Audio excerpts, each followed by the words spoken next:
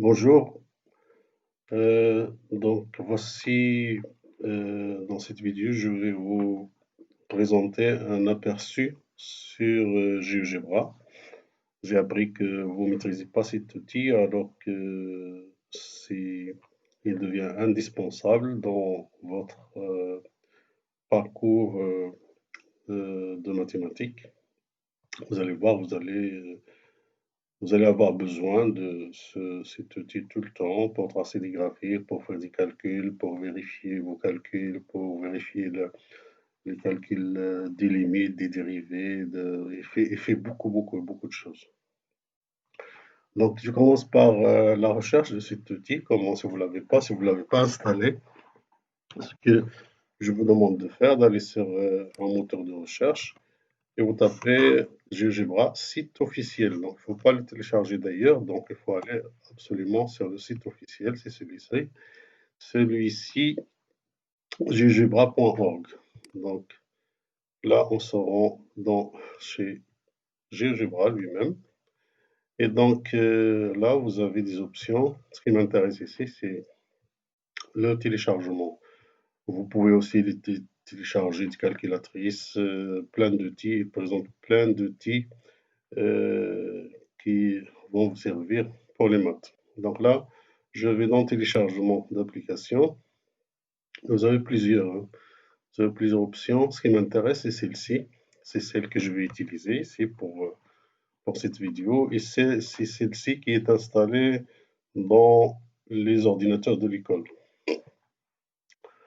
Donc, je vous signale que vous pouvez aussi l'installer sur votre tablette, sur votre smartphone, sur votre PC, à vous de voir. Une fois qu'il est installé, vous le lancez et vous aurez une fenêtre comme celle-ci. Donc, quand vous l'exécutez, par défaut, il va sur un repère orthonormé et il vous affiche ces boutons-là. Et puis voilà, les choses les plus importantes. Et il y a des choses qu'on ne voit pas, donc pour tout voir, il faut aller dans Affichage. Donc là, par exemple, le tableur, vous ne le voyez pas. Il nous présente un tableur. Ce tableur-là, c'est un tableur très rudimentaire. Ça ne monte pas vraiment euh, au niveau d'Excel du tout. Excel est trop puissant par rapport à ce tableur. Mais celui-là, il est juste fait pour des finalités de GeoGebra. Donc, tableur, vous pouvez le faire disparaître. Là, on a une zone d'algèbre. Cette zone-là, ben, on peut l'afficher, on peut la cacher comme vous voulez. Mais je la laisse parce que j'en aurai besoin. Et vous avez le calcul formel. Vous pouvez faire aussi des calculs formels, des équations, des intégrales, etc. Je cache. Je ne peux pas tout faire. Je ne vais pas tout faire. Donc là, le graphique, c'est celui-ci qu'on utilise pour le moment. J'ai cliqué dessus, il a disparu. Donc je clique dessus pour le réapparaître. Et vous avez aussi le graphique 2D, 3D, etc. Je reviendrai sur ça plus tard. Donc le plus important ici, ce qui nous intéresse ici, c'est la zone d'algèbre, la zone graphique et la zone de saisie. Donc ici, vous saisissez, vous demandez à GeoGebra ce que vous voulez. Donc par exemple, je veux lui demander de tracer une fonction x plus 1. Vous n'avez même pas besoin de tracer f de x égale, vous mettez juste l'expression analytique x plus 1 et puis on vous trace la droite qui correspond à cette fonction. Et puis vous allez dessus et vous cliquez avec le bouton droit de la souris, propriétés, et vous avez ces propriétés ici à droite et vous pouvez les adapter à votre goût. Vous pouvez par exemple, je ne sais pas si vous voulez, vous voyez ici on a le nom de la fonction, c'est f. Vous pouvez par exemple le faire disparaître ou le changer. Donc vous pouvez changer au lieu de mettre f, vous mettez g. Vous pouvez le cacher aussi et mettre autre chose. pouvez mettre une autre nomination en utilisant la zone de texte ici. Donc là, je vais utiliser je mets H par exemple. Et là, l'important, c'est que c'est des textes. Et donc, je peux ici aussi utiliser les propriétés des textes. Et donc, vous pouvez le rendre en gras, italique, plus grand, ou changer la taille, etc. Voilà, donc comme je viens de dire, je ne peux pas tout couvrir en une seule vidéo, mais je vais droit au but. Donc là, ce qui m'intéresse, c'est de vous apprendre comment tracer des graphiques de fonctions sur GeoGebra et surtout comment interpréter, comment lire les graphiques des fonctions parce qu'apparemment, vous êtes en déficit à ce propos. Donc là, je reviens à la fonction, vous cliquez dessus pour voir ses propriétés. Et donc là, vous pouvez changer la couleur, vous pouvez mettre la couleur que vous voulez, le style, vous pouvez la mettre un peu plus épaisse. Et là, c'est de là, on n'y touche pas pour le moment. Ça, surtout celui-là, c'est pour les gens qui connaissent un petit peu la programmation. Là, vous pouvez changer aussi le style des traits. Si vous avez plusieurs fonctions sur le même repère, vous pouvez changer le style. Donc là, je peux tracer une autre fonction, x carré par exemple. Là, j'en ai deux et pour les différencier, soit j'utilise la couleur, soit j'utilise le style. Et comme ça, je vois la différence entre les deux graphiques. Donc, pour GeoGebra, il a ses propres notations. Si vous voulez, par exemple, mettre la puissance, x exposant 3. Donc là, je mets le petit chapeau là. X, l'exposant, c'est ce symbole-là. Celui-ci, exposant 3. Donc, une fraction, vous voulez tracer une fonction f de x égale à x plus 1 sur x plus 2, par exemple. Donc là, il faut absolument mettre des parenthèses quand il s'agit d'une fraction. Donc la fraction, la barre de la fraction, c'est l'anti-slash, c'est la barre oblique. Et vous mettez aussi une autre parenthèse. Donc là, au numérateur, le numérateur, je le mets entre parenthèses. X plus 1 sur x plus 2. Si je ne mets pas de parenthèse, qu'est-ce qui se passe? Donc si j'oublie les parenthèses, alors là, ça ne serait pas la même chose. Vous voyez, ce ne serait pas le même graphique, tout simplement parce que c'est x tout seul, plus la fraction. La fraction, c'est 1 sur x plus 2. Donc le numérateur de la fraction, c'est 1, le dénominateur, c'est x plus 2. Donc il faut vraiment informer GeoGebra pour lui dire, je mets tout ça entre parenthèses. Ce que je mets entre parenthèses, il est dans le numérateur de cette fraction. Ce que je mets entre parenthèses après la barre oblique, c'est dans le dénominateur. Et puis, on peut mettre après plus 2, par exemple, qui n'a rien à voir avec la fraction. Donc ça, c'est la fraction, et puis la puissance. La racine carrée, c'est SQRT. Ça représente racine carrée de x. Et puis, on trace le graphique de la racine carrée de x.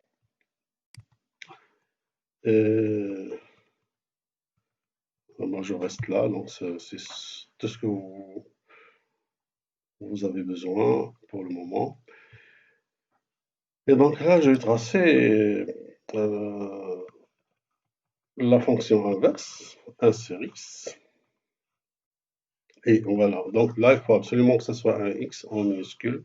Si on mettait un x en majuscule, il ne le prend pas en compte. Il n'y a rien qui s'affiche. Donc on mettait un x en minuscule. Et donc, vous voyez que ici, le graphique de la fonction, il s'affiche dans la zone graphique et l'expression analytique de la fonction, il s'affiche dans la zone algébrique. Et donc, je peux utiliser ici la zone algébrique. Vous voyez un point bleu. Je clique dessus pour faire disparaître mon graphique. Au cas où j'ai plusieurs fonctions, donc là, j'utilise x carré. Donc, j'ai une autre fonction.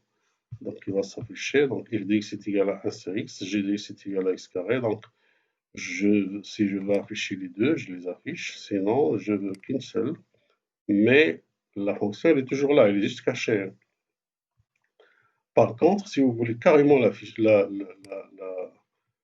l'effacer, donc là, il faut venir sur la courbe de la fonction, cliquer sur le bouton droit de la souris, et là, vous mettez effacer. Là, il disparaît dans la zone graphique et dans la zone algébrique. Là, il disparaît carrément.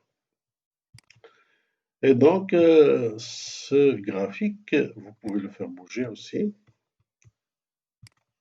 Voilà. Donc, il ne bouge pas parce que je vais dans les propriétés pour lui dire, normalement, c'est un objet fixe. Je décoche objet fixe et dans ce cas-là, je peux le faire bouger, le graphique. Et vous voyez, quand ça bouge, ça change aussi l'expression analytique. Ça donne réellement l'expression analytique des graphiques que j'ai là. Et donc là, ça va vous rappeler un petit peu les translations que vous avez vues en quatrième. Donc, si je veux construire une translation, par exemple de 1, donc je la fais monter vers le haut de 1, j'obtiens x au carré plus 1. Ça, c'est une translation verticale. Translation horizontale, donc je vais vers la droite. Et donc là, vous voyez, x moins 1 au carré, c'est une translation horizontale.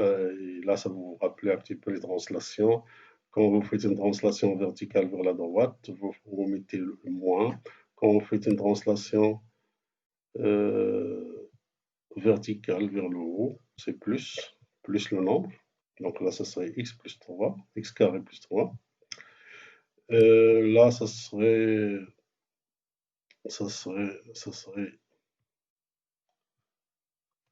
x moins 3 au carré, etc. Donc, c'est pour rappeler, vous voyez, c'est très pratique pour comprendre les translations que vous avez du mal à comprendre en quatrième, apparemment, parce que j'ai vu ça dans votre évaluation diagnostique. Et donc, je peux utiliser encore le graphique, je peux utiliser des propriétés du graphique, afficher l'étiquette, la supprimer, donc l'étiquette, c'est le nom de la fonction, l'afficher ou la supprimer. Donc, je peux utiliser soit le raccourci, soit aller carrément dans la zone de propriété, et là, vous pouvez changer la couleur, le style, l'algèbre, etc. L'algèbre, ça concerne le curseur, mais qu'on ne va pas voir tout de suite. Et donc, je peux aussi voilà, changer l'échelle de mon repère. Donc là, il faut cliquer sur ce bouton-là qui vous permet de translater la totalité de votre repère. Ou bien, quand vous allez sur l'axe des Y, vous voyez, vous avez une double flèche. Du moment que vous avez une double flèche, vous pouvez élargir ou rétrécir votre axe à votre convenance. Voilà. Et donc, je peux aussi mettre un point sur l'axe, sur la courbe, enfin, ce point, et le point, GeoGebra, il est quand même intelligent. Quand je mets le point sur la courbe, il fait adopter ce point à cette courbe. Donc quand je le fais bouger, il ne sort pas de cette courbe, il reste dans la courbe. Ça veut dire qu'il lui appartient. GeoGebra, il donne la permission à la courbe d'appartenir, de prendre ce point-là. Et donc, voilà, donc, quand je le change, vous voyez que ces coordonnées changent. Ces coordonnées-là, exactement, sont quoi? Donc, je vais faire un point particulier, vous voyez. Donc le A, ce que vous voyez ici, vous voyez 2, 4, 2 et 4. 2 et 4, c'est 2, c'est l'abscisse de ce point. 2, c'est ce qui correspond à ça. C'est l'abscisse de ce point. Et 4, c'est son ordonnée.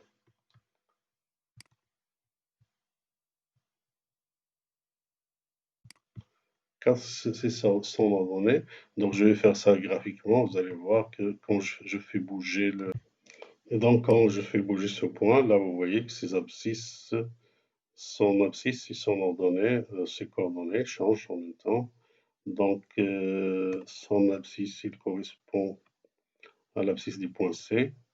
Son ordonnée, il correspond à l'abscisse du point B. Donc c'est l'axe des Y. Et donc là, dans la zone algèbre, on voit bien que le B, le point B, l'abscisse du point B et l'abscisse du point C.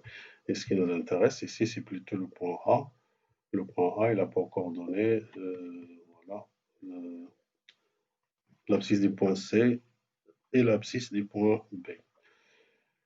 Donc quand je fais bouger le point, vous voyez bien la liaison. Ce qui explique, ce qui vous pose un petit peu problème, c'est que vous ne faites pas la, la liaison entre la fonction elle-même, donc f de x ici est égal à x carré, et le graphique. Qu'est-ce que c'est qu'un graphique par rapport à une fonction? C'est tout simplement un ensemble de points dont les coordonnées sont un réel et son image. Un réel et son image. Comme c'est défini ici, la fonction x carré est définie sur R, et donc tout réel, il a une image. Donc, pour n'importe quel réel, donc quand je fais bouger le point A sur le graphique, vous voyez que le point C, qui correspond à X normalement, qui correspond à X, il est en train de parcourir l'axe des X. Donc quand je vais vers le haut, X, il va vers plus l'infini. Et Y aussi. Donc l'image de X par la fonction, ça veut dire X carré. Ici c'est X carré, et là c'est X. Il va vers plus l'infini. Quand je m'approche de 0, il s'approche de 0 tout simplement parce que quand x égale à 0, x carré aussi est égal à 0. Et donc c'est donc si je peux aller dans les propriétés, aussi une chose importante ici, afficher la trace. Non, afficher la trace, j'affiche la trace de A, là elle passe. Vous voyez, là elle passe normalement, si je cache la fonction, donc je fais bouger le point, donc il me permet de tracer aussi toute la trace de ce point-là. Euh, ce sont des parties des graphiques de la fonction. Donc là où le point passe, ça fait le graphique de la fonction. Et donc c'est une infinité. Donc vous prenez un réel, vous calculez l'image par x carré, vous obtenez un couple qui correspond au point A, qui correspond au point A. Donc ici, le point A est représenté par ce couple de nombres, x et son image, x et son image. Voilà, donc c'est ça le graphique. Et donc si vous prenez un autre point, ici, donc, je vais réafficher le graphique. On a un autre point sur le graphique. Là, sans calcul, par exemple, là, je le mets ici, sans calcul, vous allez, si je cache la partie algèbre, je vais cacher la partie algèbre, et je vous demande les coordonnées de D. Les coordonnées de D, c'est, vous les voyez ici, donc sur l'axe des X, son abscisse, c'est moins 3, et son ordonnée, c'est 9. Et donc, un point, il correspond à un couple. Un point de la courbe, il correspond à un couple. Ce couple-là, il est composé par un réel sur l'axe des X et son image par la fonction. C'est comme ça qu'il faut voir le graphique. Et si vous ne voyez pas comme ça, donc ça serait dommage, vous aurez toujours du mal à interpréter des graphiques, vous aurez du mal à lire des graphiques. Vous pouvez aussi comparer deux fonctions graphiquement. Là, je garde la fonction x carré, je trace celle-ci. Donc, c'est une droite horizontale d'équation y est égale à 4. Et donc, je vais essayer de les comparer. Donc, je peux même résoudre l'équation x carré est égal à 4. Donc, x carré est égal à 4. Je peux comparer. Donc, j'ai deux fonctions. Hein. J'ai deux fonctions. Ici, je vais afficher un algèbre. Donc là, celle-ci, c'est une droite d'équation y est égal à 4 ou f de g de x, si vous voulez, g de x est égal à 4. Voilà. Et donc, je veux comparer ce graphique-là, le graphique de x carré et le graphique de 4. Donc, pour les comparer graphiquement, donc on voit déjà qu'ils sont égaux quand x est égal à moins 2. Donc là où ils ont des points d'intersection, ils ont deux points d'intersection, celui-là et celui-ci. Ce point d'intersection est là pour coordonner moins 2 et 4. Donc, quand x est égal à moins 2, quand x est égal à moins 2, donc son image par ça est égal à 4, son image par x carré est aussi égal à 4. Quand x est égal à 2, c'est la même chose. Donc, ils ont deux points, deux points communs. Et donc, ces deux fonctions-là, on voit graphiquement qu'elles sont égales quand x est égal à moins 2 et 2.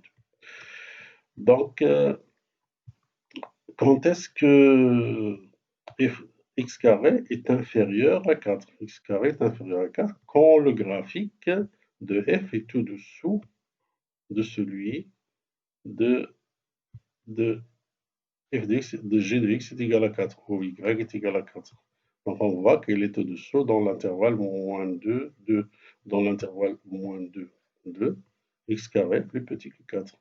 Dans l'intervalle moins l'infini, celui-ci, dans l'intervalle moins l'infini à moins 2 et union 2 plus l'infini, on voit que le graphique de x carré est au-dessus de celui de la droite. Et dans ce cas-là, x carré est supérieur à 4 pour tous les réels qui appartiennent à moins l'infini, moins 2, 2 plus l'infini, x carré plus grand que 4, parce que son graphique est au-dessus des graphiques de 4. Voilà, donc je m'arrête là, déjà pour vous lancer sur GeoGebra, et j'en ferai encore d'autres vidéos, le cas échéant, pour vous aider à apprendre à utiliser cet outil qui est très important, qui vous accompagne, qui va vous accompagner en 5e et en 6e. La prochaine vidéo, je vais la faire sur les limites pour vous apprendre à calculer les limites en utilisant un graphique, sans faire de calcul algébrique.